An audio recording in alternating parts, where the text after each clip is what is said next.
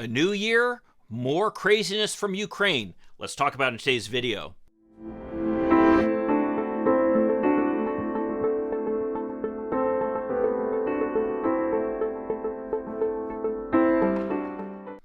Hi, I'm Mike Greiner. I'm a lifelong Democratic activist who's concerned about the direction our country is taking. I'm also a lawyer and an academic, and I'm here to help you stand up to the BS of the MAGA crowd. So perhaps my favorite comment of the holiday season came from Russian Foreign Minister and former President of Russia, Sergei Lavrov. This puppet of Putin's stated to the Russian TASS news agency that, quote, "Our proposals for the demilitarization and denazification of the territories controlled by the regime, the elimination of threats to Russia's security emanating from there, including our new lands, are well known to the enemy." The state news agency quoted Lavrov as saying late on Monday, quote, "This is where it gets really good. The point is simple. Fulfill them for your own good. Otherwise, the issue will be decided by the Russian army." Now, if ever there were an empty threat, it's the threats that the Russian army is going to settle anything in Ukraine at this point. Sometimes I wonder if Lavrov and Putin are reading the same news reports that we're seeing. I mean, just the other day, the Ukrainians succeeded in destroying a vocational school in the Donetsk region. That school happened to be housing hundreds of Russian soldiers, most of them new recruits, as it turns out. As you can see from this picture, it was completely leveled. Reports are, depending upon who you listen to, that either 600 Russian soldiers were killed or 63, according to the Russians. My guess is probably somewhere in between. I'm certainly not going to take the Russians on their word on this point. But no matter how you cut it, this is a big loss for the Russians. And you can be sure it would cause a major morale problem among the new troops that are being sent to the front. What's especially amazing about this attack, though, is if you look at the map, we can zoom in here a little bit, and we can see where exactly it occurred. So this reddish area is the Donetsk breakaway republic that basically the Russians have been supporting against Ukraine since 2014. This is in the eastern section of Ukraine. Let me zoom out once more so you can just see here. So here's Ukraine over here. Here's Russia. Over here is that breakaway republic that we're talking about. So let's zoom in a little bit, okay? The location of that school that was bombed is in this city right here, Makivka. And if you look at its distance from the front line, you're talking less than 20 kilometers. In other words, less than 12 miles, certainly within the range of the HIMARS missiles that the U.S. has been supplying to Ukraine.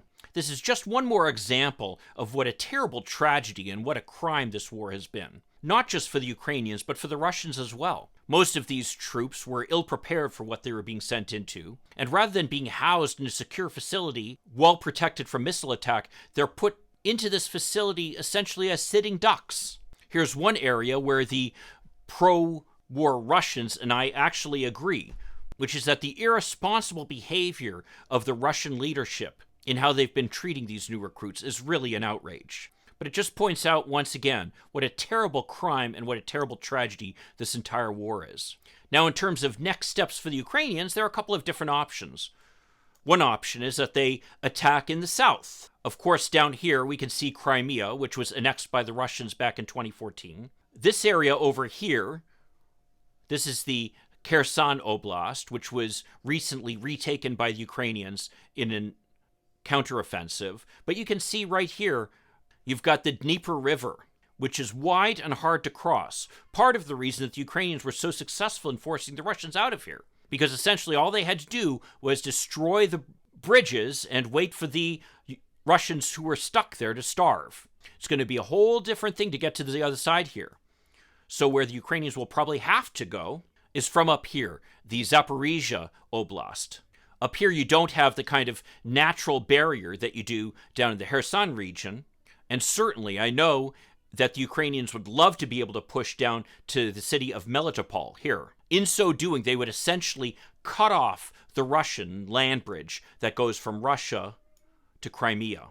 The Russians, of course, know that the Ukrainians would like to do that, so they've been doing a lot to set up barriers along the way. So the other option that the Ukrainians have been looking at is in the north. This is the Kharkiv region in the north, where the Ukrainians were able to take back a huge amount of territory on their lightning counteroffensive. The key city here is probably Svatova, where you can see you've got a number of roads coming together. Probably the next Ukrainian target, though, is the city right here of Kreminna, which you can see there's a bit of a salient that has developed that the Ukrainians would love to cut off. They have been pushing here, but unfortunately, it looks like their offenses thus far have really been unsuccessful.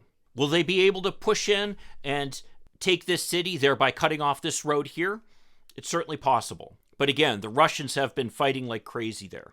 The key reason, though, that this road in particular is so important is if you look just a little bit south, you can see the cities of Severodonetsk and Lysychansk, two of the largest cities that have been taken by the Russians.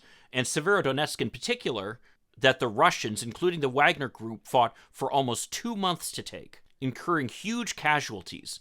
And if the Ukrainians are able to cut off the supply lines to Severodonetsk and Lysychansk, that could potentially create an opportunity for the Ukrainians to force out the Russians out of this area in a bloodless victory, much like what occurred down south. The Ukrainians, though, as we have seen, can be very crafty. And so is it possible that the attack up north is simply a diversion to try to get the Russians to move their troops from the south to the north?